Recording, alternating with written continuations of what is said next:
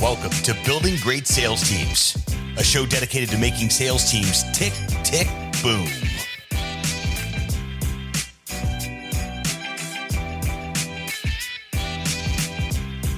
Great sales teams are not recruited, they are built, block by block. Let's get to work.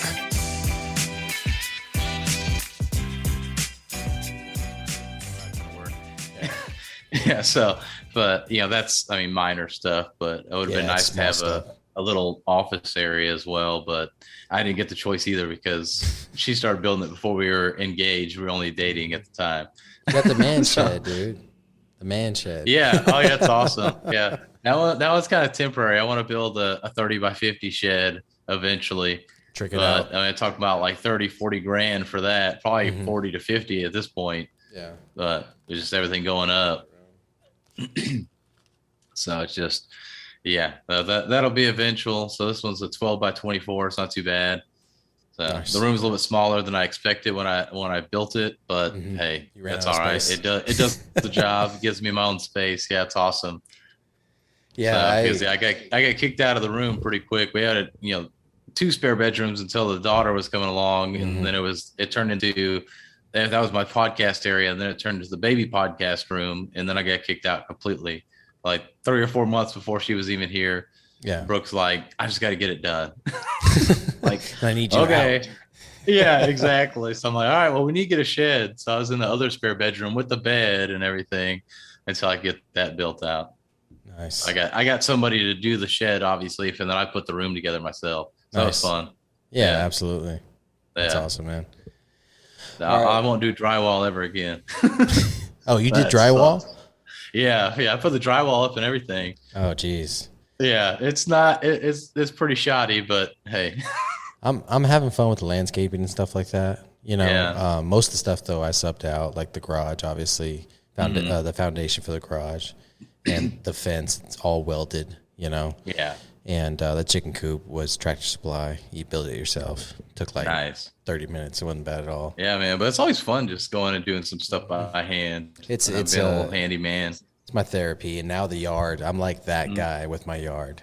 Like my yard is, in my standards, it's pristine, right? And then I'm doing like between the landscaping and the yard, I'm doing the roundup right in between to create that like clean green edge, Nice. And then, of course, weed eating and all that stuff. But yeah, it's coming out nice. And now I got like recessed lighting and everything in the landscaping, so the house is lit up at night. Nice. So, yeah, we got to get some new lights. We bought some cheap ones, or they weren't really that cheap, but from Lowe's, and they're like all out. They've gone out. I think we've had them for like a year. Amazon, $70, solar powered. No wires. Yeah, these are solar powered as well, but they just. Some of them flicker, some never turn on anymore. So I need to go back and do that. So I have to look on Amazon. My wife's birthday's next week. So yeah, it's like less than another birthday gift. I did that last year. Oh, you did? No, you didn't. Oh, that's dangerous, man. That's dangerous. She was talking about wanting them, and I was like, "What do you want? What do you want?" Oh no, I don't know. And I'm like, "Screw it. You've been talking about wanting these. I'm just gonna get that for you." And she was happy. So.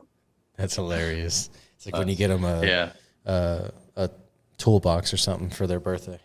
Right. Hey, she wanted it. She likes that stuff. So, but yeah, my nephew mows the lawn for us. So now he went up to $30. He's like, hey, inflation. He started driving.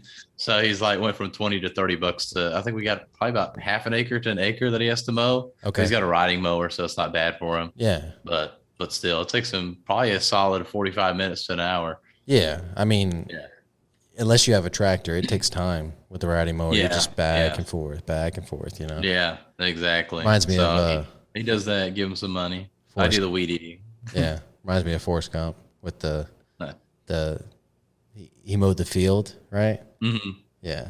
Anyways, all right, we just BS for the next hour, and that's the podcast now. All right, let's get rolling, man. All right. All right, guys, I got Phillip Sessions here. He's a Christian, husband, father, fitness enthusiast, author, podcast host, public speaker, and most importantly, for the purpose of this podcast, he's a speaking coach. He's the owner of the Speaking Sessions podcast, Phillip is a connector of people, inspires them to become the best version of themselves. He does this by helping them build a stronger mindset and learn to speak more confidently and get comfortable in their own skin so that they can impact others through their message. Phillip, appreciate you coming on the show, man. So many people, when I first reached out to them to come on the show, they're like, but I don't know anything about building sales teams, and it's like, you don't understand what you do helps build sales teams. If all we did was follow a building great sales teams type model, and we didn't bring in other experts to help with the little facets of every piece of the model, then we'd never grow our people. We would just subscribe to this model and wouldn't bring in any experts and wouldn't grow them as individuals, Yeah. And so, thank you for coming on the show. It's an honor having you. I was just on your show a couple months ago, I think, and that just came out like a month ago. And I got a lot of good feedback on that. And we'll talk about your event a little later as well, but I'll be speaking at your event, so I'm excited about that as well. So honor having you on the show, brother. Yeah, man, well, it's an honor to be on the show. Honor to have you come speak on my stage. And yeah, the podcast was awesome. Loved there at the end. We had a joke where you were a biologist. So that was pretty funny. But yeah, we just vibing, man. It's awesome. Awesome to be here and excited to bring some value to your audience. Absolutely. I appreciate you.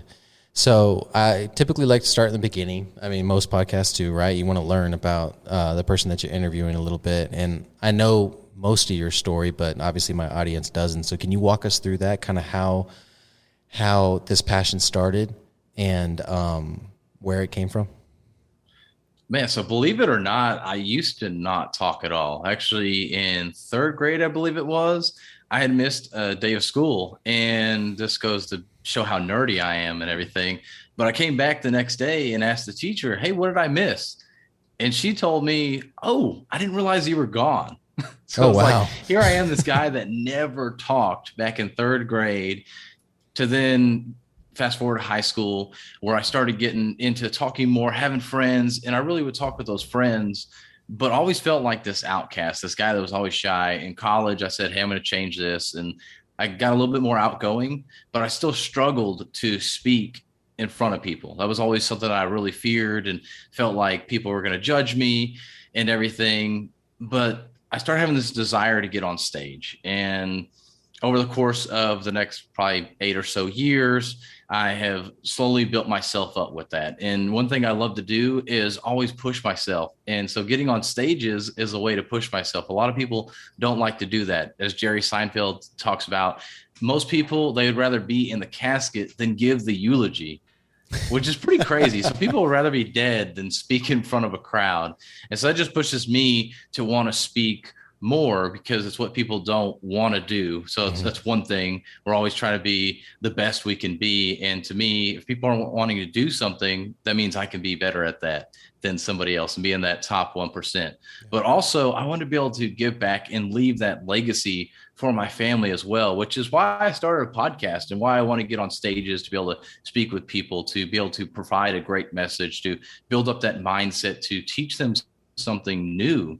And so all of this together is really why I got into public speaking. And as well, I started noticing, and another story I tell a lot is that me being an engineer, that a lot of engineers can't speak well. And so in college, where this is a really apparent story for me, is that one of the guys, he's super brilliant, a very smart guy. He literally did the whole project, and it was him, and he was a good friend with me and this other guy, and we were all three in this project together. He did a whole project. He got the whole PowerPoint together and everything. And then we got together probably an hour or two before the class, before the presentation.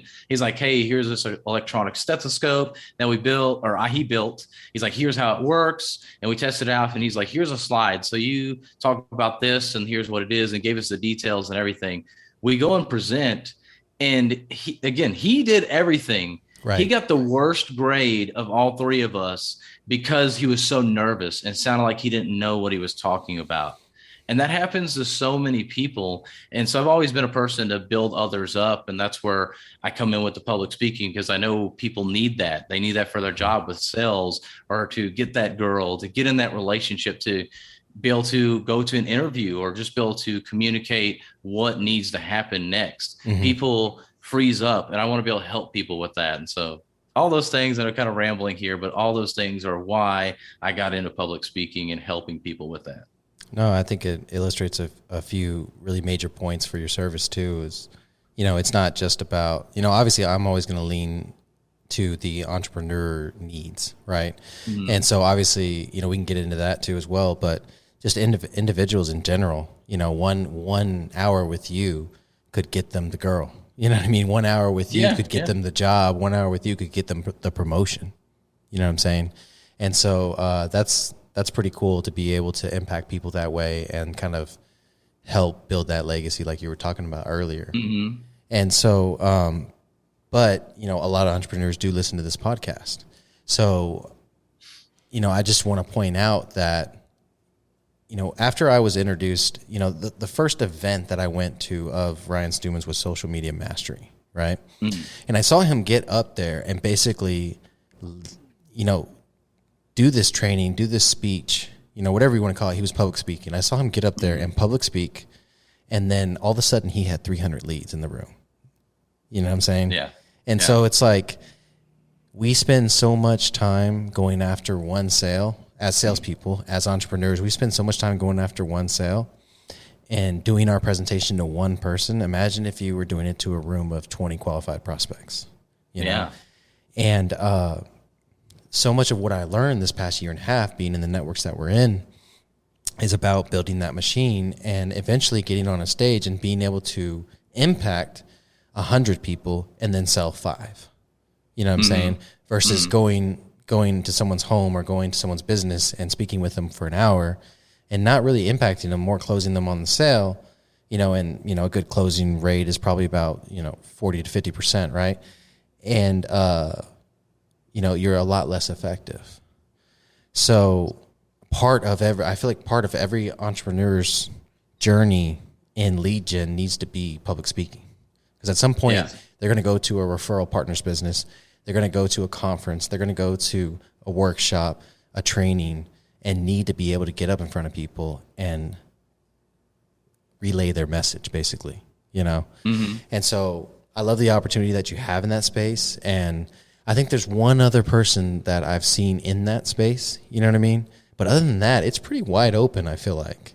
You know, at least in our networks, in our circles that we run around, it's you, and that's it. I don't see anybody else. You know, obviously every coach helps with the public speaking aspect, but an actual niche, you know, I don't really see anybody with that. So I think you have a huge opportunity in front of you.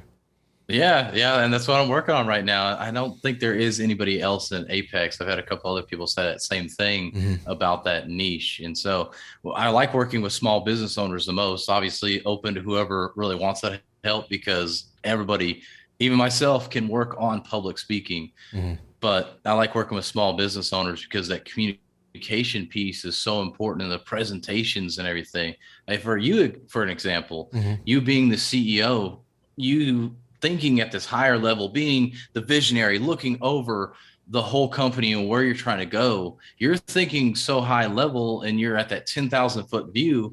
But when you need to go talk to your sales team and they're in the trenches and all they can see is what's around them, the trees, they can't see this 10,000 foot view. So how do you come down and talk to them at their level for them to understand, but then also help them understand the 10,000 foot view too?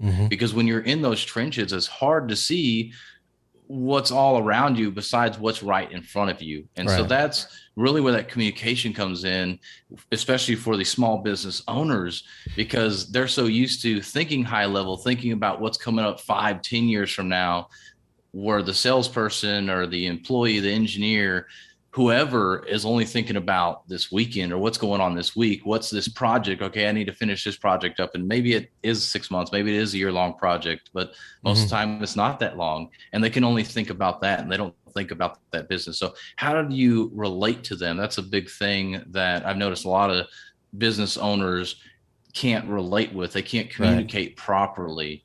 And obviously there's times where especially if you're a large company, not a small business owner per se, there's confidential things you can't talk about. But how can you give information where you're being transparent about the company's future, but also giving it to them in a way that they can actually understand that? And so there's that disconnect that I like to try and help bring in and help create that relatability and transparency. 100%. Yeah, and I think one of my superpowers has always been to be able to transfer the information between the necessary parties, right? So, I've got my sales side, I've got my operations side. Those two don't talk the same language. I mean, they may as well be French and English. You know what I mean? And so that communication in between is massive. And so if you have people in leadership positions, especially on the sales side, one of the things I see a lot is these high-level salespeople or these salespeople that get promoted through the system. They're getting into management now, right? Building out the sales team, and I see them get up in front of a room full of salespeople, and all of a sudden they're not that confident salesperson that they are at the door, or the confident salesperson that they are when they're selling themselves about why they should be promoted or why they should have a income increase or commission increase or whatever the case is. All of a sudden they can't string together full sentences. You know what I'm saying? Yeah. And so, I feel like a service like this can come into play there, where you can put your, management hopefuls in a training system to where this is a piece of it. Right. And so that's one of the things I wanted to do as well. And we'll schedule it after this call, but I wanted to get you to come and speak to my guys. Right. Okay, and give them a few strategies at the door. And that's kind of what I wanted to talk about here as well. Right. And so I sent you a few questions, and this is the first time I've actually sent questions before a podcast. But I was like, I'm going to hit them with these, you know what I mean? And they're sales specific, and maybe you don't have clients that are sales specific just yet, you know what I mean? And so I wanted to send you them before. So the first one is as a manager, your sales meeting is like a public speaking gig in itself, right? And anytime there's 2 or more people, it's public speaking, right? Yeah. What would you recommend managers do to communicate more effectively? Really go back, and I like what you did with the podcast with Wayne, where you talked about the core values. Really going back to what is that core? What is the core, and what are we going to fall back on if worst case scenario with everything? But really giving your employees what it is that's most important, and just telling them straight up. Too often, I've noticed a lot of managers, a lot of business owners, what they'll do is just give just enough information that they think the employee needs to be able to get the job done. Why aren't you just giving everything, or mostly everything? Again, there's things that are confidential or things that they really just don't need to know. But if it has something to do with the project, with the mission of the company, just tell it. Because by you doing that, you're actually empowering your associates to actually take on what's going on, and they can make those connections a little bit more because they know every bit of information. But if you leave it as, I'm just going to give you this little bit, then they're not sure if this connects or not, if I can go that far. And it makes it where they have to come back to you and keep reporting back to you to get more information. So really first thing is just putting it all out there, having that, like I said, the core values. I like that you did that, and I just want to bring that up. But really having that baseline of, hey, here's the minimum expectation, but here's where we're going as well. Because a lot of people, they want to do more than just the bare minimum. Especially, with your company, you're building that up, you're building that culture, and you're getting these 6-figure minimum income earners coming in with salespeople. And so you're expecting a higher caliber. Well, the only way they can be a higher caliber is to know what the ultimate goal is. It's just like for us making a goal for ourselves. Well, if I say, hey, I'm going to make this goal let's go with Trevor. Trevor just did that 38-mile run, which I think they end up doing more than that. Well, rather than saying, you know what, I think I might go run a couple miles, or, hey, I'm just going to go run. Well, if you just said, hey, I'm going to go run, you might run a couple miles. But if you say 38, this huge goal, now you've got something to go after. You've got something to really strive for. And so it's the same thing when you tell the overall strategy for your business, for your employees. If you tell them what the overall strategy is, where we're trying to go, we're trying to make $10 million this year, or $100 million, wherever you're at in business, they're going to know, okay, man, I need to do this. And there's, say, 10 of us. Okay. Yeah. What's my part? What's my portion at a minimum to do? Okay, we're going to go after that. But what else can I do versus, hey, get X, Y, Z and done. They're just going to do X, Y, and Z. So that's what I'd say first and foremost for managers. Just tell everything. Yeah, context is huge. So many people reach out to me with problems, and I'm like, "What's the context? I need to know everything." And that's how my brain works. And it's refreshing to hear that other people's brain works the same way. The more information they have, the better that they can execute. Right. Mm-hmm. Okay, so the second question is, what are 3 things that salespeople can do to improve their dialect and their speech? So one of the things I noticed when I first got on and started podcasting, right, is my ums were pretty strong, and then I replaced my ums with, or I have some other things that I throw in there, and they're better than ums, but they're still filler words, right? Yeah. So what are 3 things that salespeople can do to improve their dialect and their speech and their pitch? Because I hear it with them too, especially when they get up in front of in a sales training and they have to do role play. Man, if you can sell somebody in there out in the field, it's so much easier, right? So role plays was something that we talked about before, but the ums are come out like crazy, and then they have other words that they'll fill in there too, just like I do. So what can we do to improve that?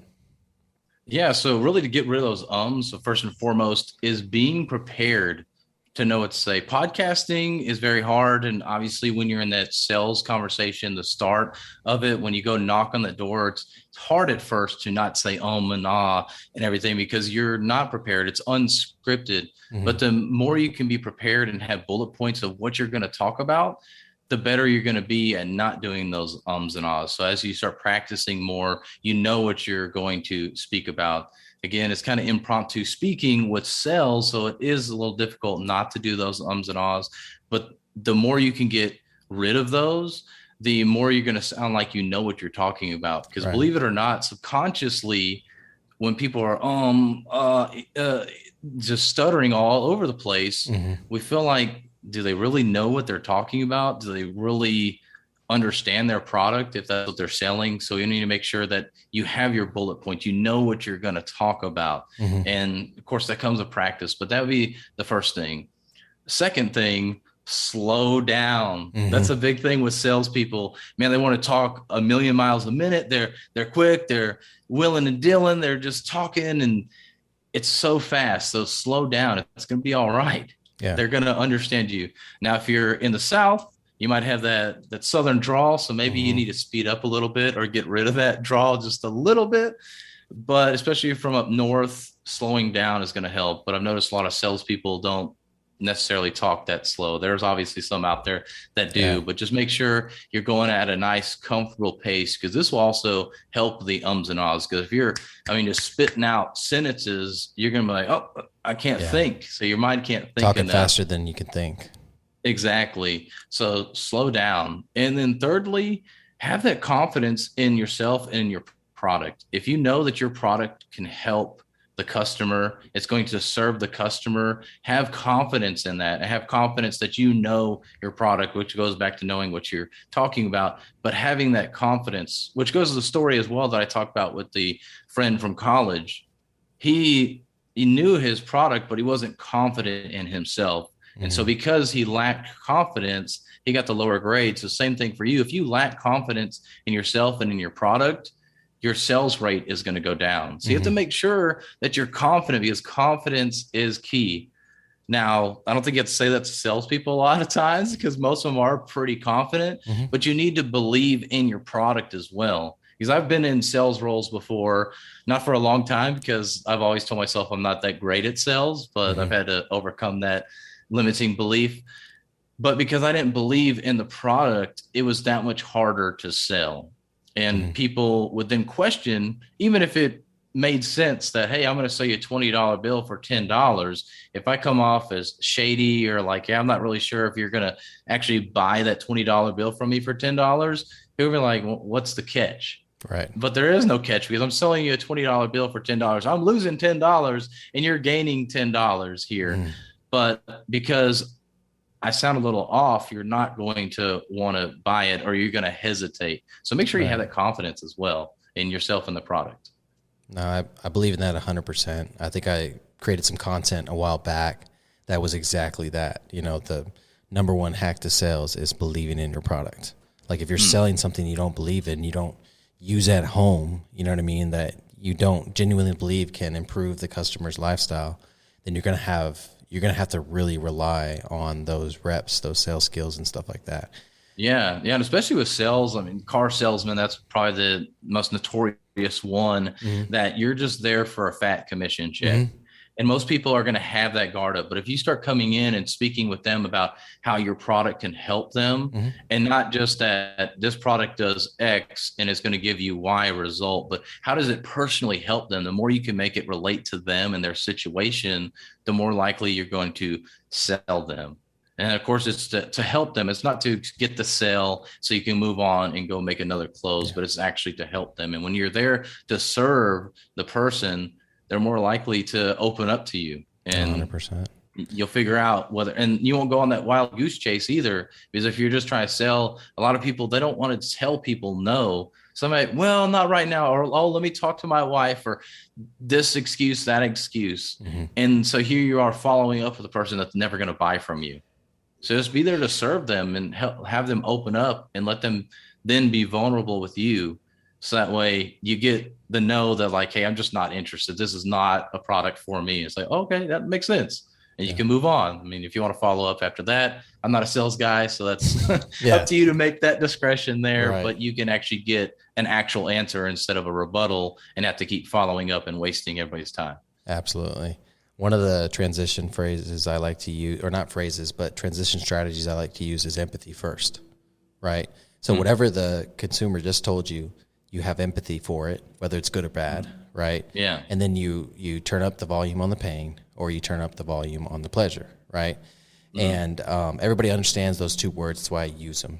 And the pain is, you know, the product that they have now that you're trying to replace, and how it's not working for them. The pleasure is the idea of the product that you're trying to give them and the improvement on their lifestyle. You know, and as long as you combo those together, then that gives you time to subconsciously think of, okay, what is the next step? What's my next bullet point? Where am I at in the sales process? You know, and when you role play those things over and over again, like you said, reps is everything.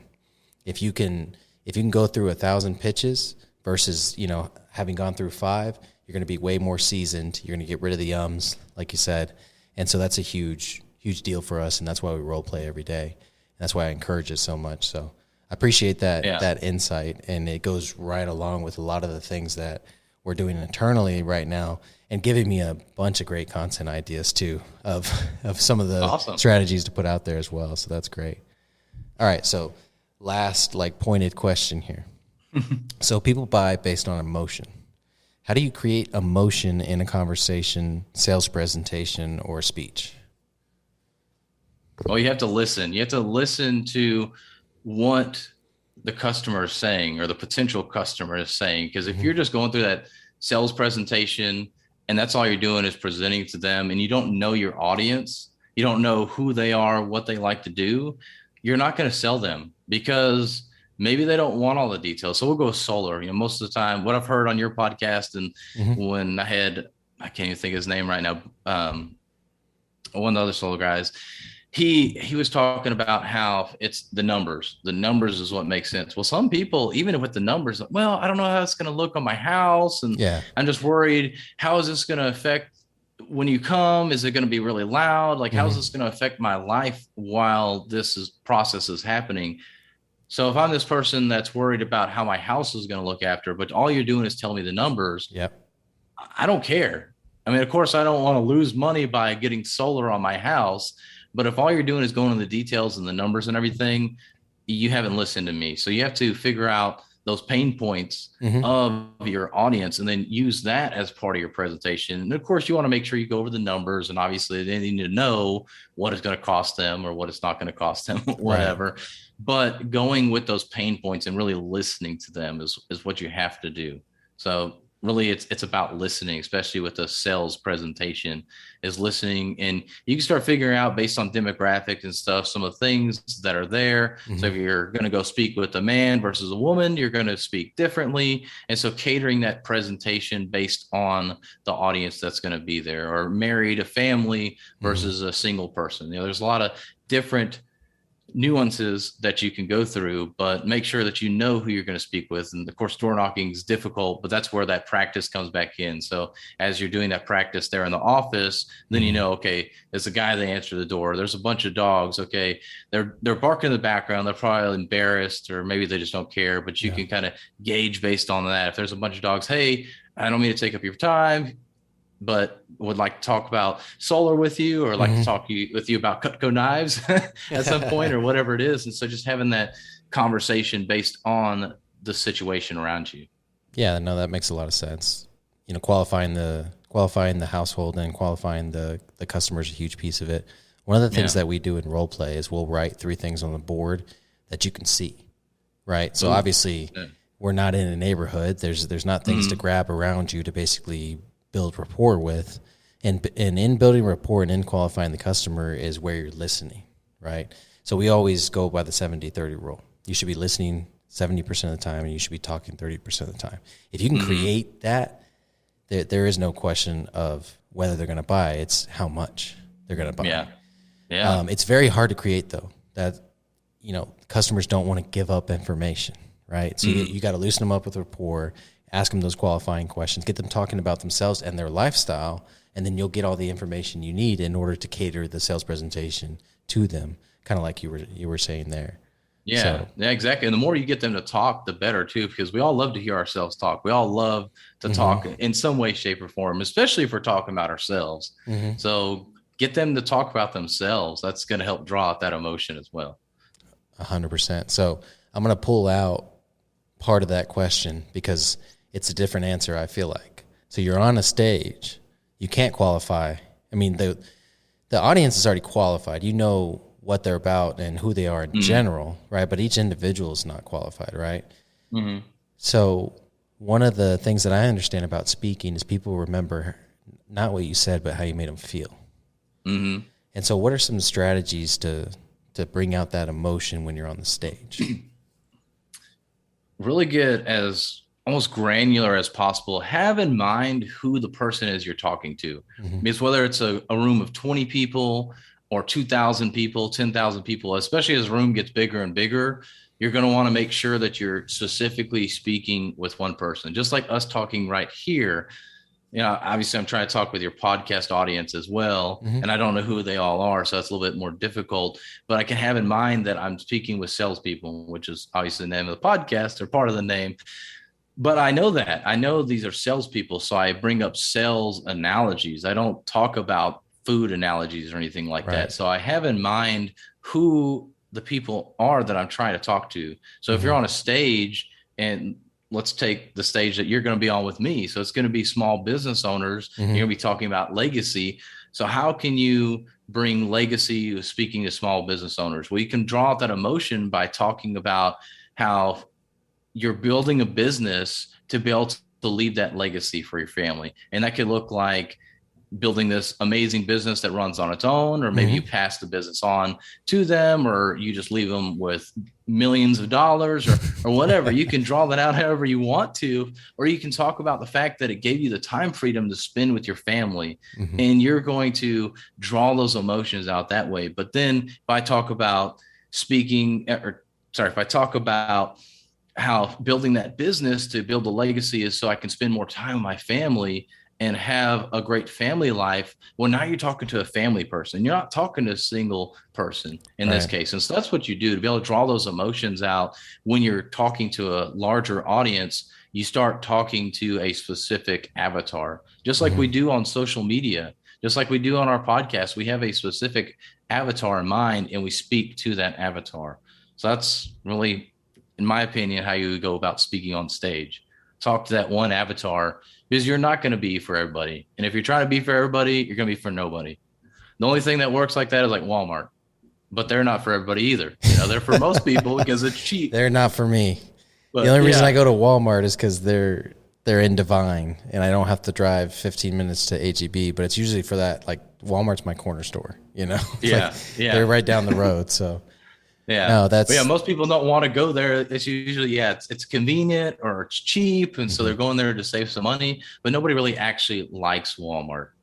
So say it's similar thing for us. Not everybody's going to like you. Not everybody's going to resonate with your message. right. So why try to be general, and why not go speak to that one person, that avatar that you have in mind, and speak to them, because you're going to more likely then be able to close them or get their interest to come follow up and talk with you afterwards versus just being general, because then people know that you're for them or they know that you're not for them.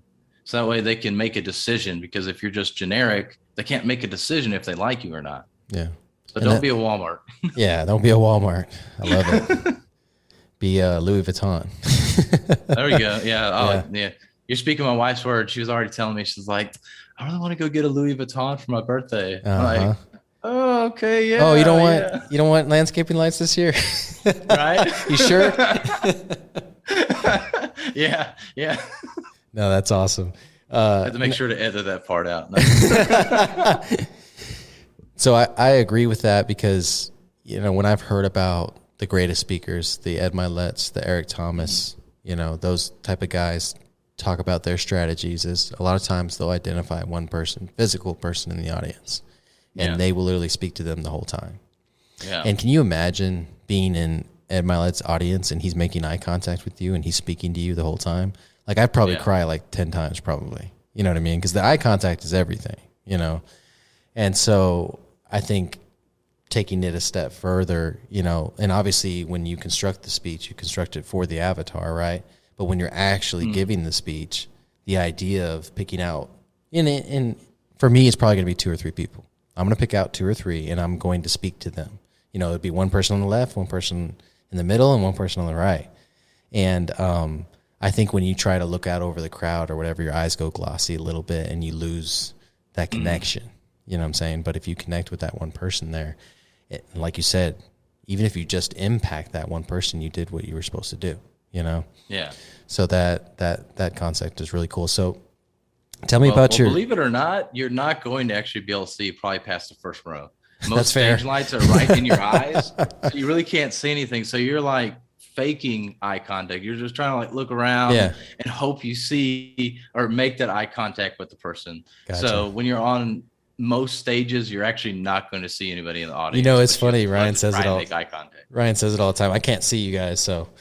Yeah, exactly. I mean, it's true, because the stage lights are so bright and they're literally right in your eyes, because everybody needs to be able to see you in that dark room. So you're not seeing them. Oh man, that should be fun. Awesome. Yeah. Well, hey man, so you're basically just like faking like you're looking at people. Yeah. No.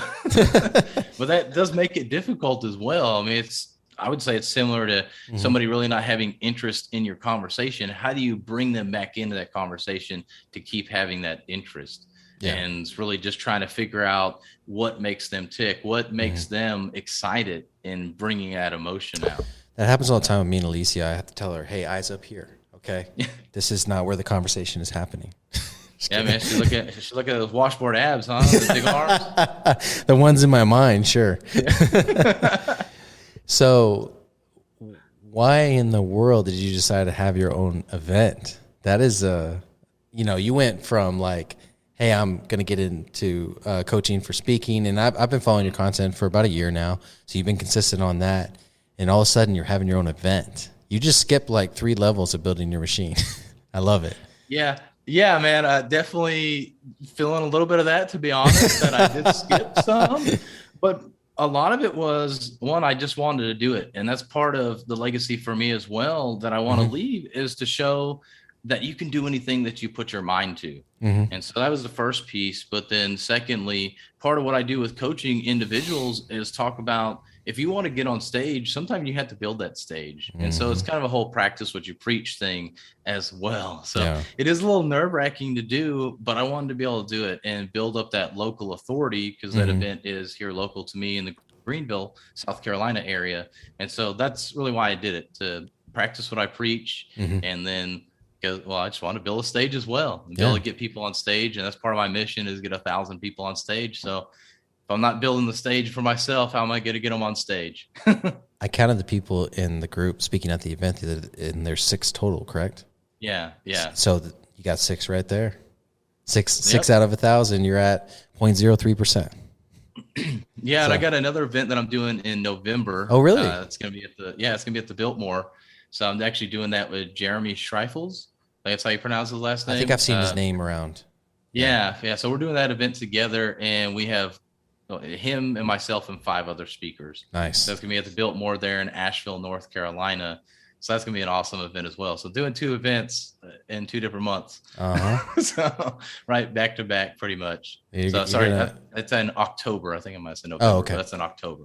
Yeah. Yeah, you're gonna learn so much. The people that I know that run big events now, they talk about their first few events and everything, and you can tell you're already past what their first events were. And obviously you've been coached and have information that they didn't have back then. You know what I'm saying? So, that helps a ton, man. It shortens that learning curve for sure.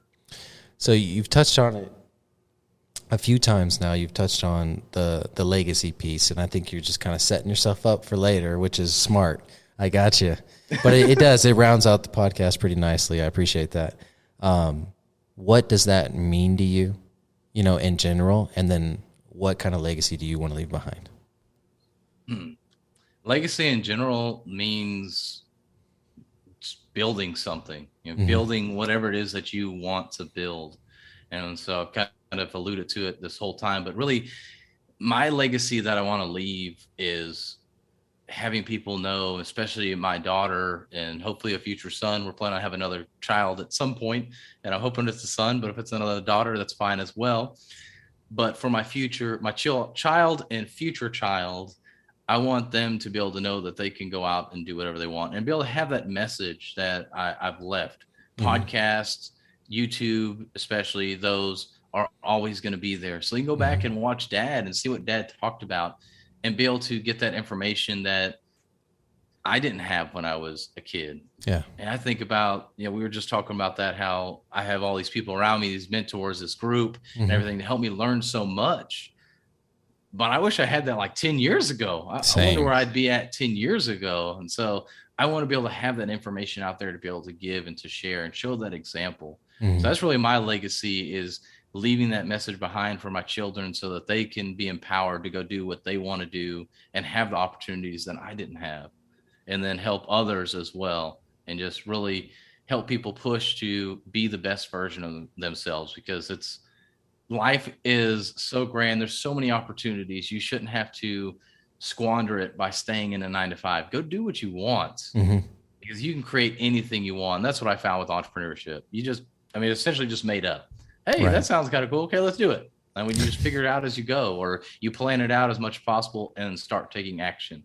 Versus school, the 9-to-5, it's more like, hey, you've got to do this one little thing. We've got to build this widget, and this is the only way to do it. Yeah. And so that's what I love about entrepreneurship, and want other people to understand that and get that love for that and be their best selves. And I haven't spent a whole lot of time thinking about the digital imprint that we're leaving for our kids, but it is exciting thinking about that. When we think about those adults or parents or family members that influenced us throughout our lives, if we were able to go back and, have access to 500 podcast episodes that they spoke on, and, you could learn everything about them. And then generations from now, 3 or 4 generations from now, that never even met you, get to learn about you, because something is carrying on that you passed down through your legacy, so that's pretty cool to always have that digital imprint. It almost makes me want to, because I don't trust YouTube or Apple Podcasts, I almost want to create backups, which we have, right? But they're on Google Suite or whatever the case is. I almost want to create almost a time capsule, backup type deal where it's a family passcode, and so, sorry, I'm thinking out loud now. I'm getting distracted. But yeah, that would be cool though. Something physical to be able to hand and they can access through, another device or something like that would be really cool. It's crazy though. You're working on that. You're working on that, man. That 100-acre ranch, that big oak tree, which is the family, as the family crest and everything. It's awesome. You're physically building that. That's for people, for your family to see for generations to come, and knowing that great grandpa Doug is the one that built this for us. That's so weird saying that too, right? Because I'm sure you've referenced yourself as a grandpa in the future, and you're just like, no, wait, I'm 36 years old. I'm never going to be a grandpa. I'm going to stay young forever. Right. Yeah. That's what we thought in our 20s, right? Yeah. All right, brother. Oh, yeah. But yeah, you're building it already, man. You're already doing the big things, the physical things as well. But yeah, the more physical things that you can pass down, the better, really. Yeah. No, I appreciate it. So, obviously we have a lot of listeners that could use some of your services, or just, follow your content for sure, because you're putting out a ton of content right now, which is awesome. Where do they find you at? You can find me on Facebook. I think it's like William P. Sessions, something like that. You just look up Phillip Sessions. You should be able to find me pretty easy, but the URL. Then I am Phillip Sessions on Instagram. You can find me over on LinkedIn at Phillip Sessions as well, and my podcast, Speaking Sessions Podcast. And you can look up my website, speakingsessions.com. Awesome. Perfect. And we'll include all that in the show notes, and then we'll add you to a folder that's going to have all the content and everything in there, so you can repurpose it if you want to as well. Awesome. Sounds good. All right, brother. Appreciate you having on. It's been a great podcast, and let's get building. Sounds good. Thanks, man. Thanks so much for tuning into this episode of Building Great Sales Teams. We sure do appreciate it. If you haven't done so already, make sure you're subscribed to the show wherever you consume podcasts. This way you'll get notifications as new episodes become available. Remember, great sales teams are not recruited. They are built block by block. Until next time.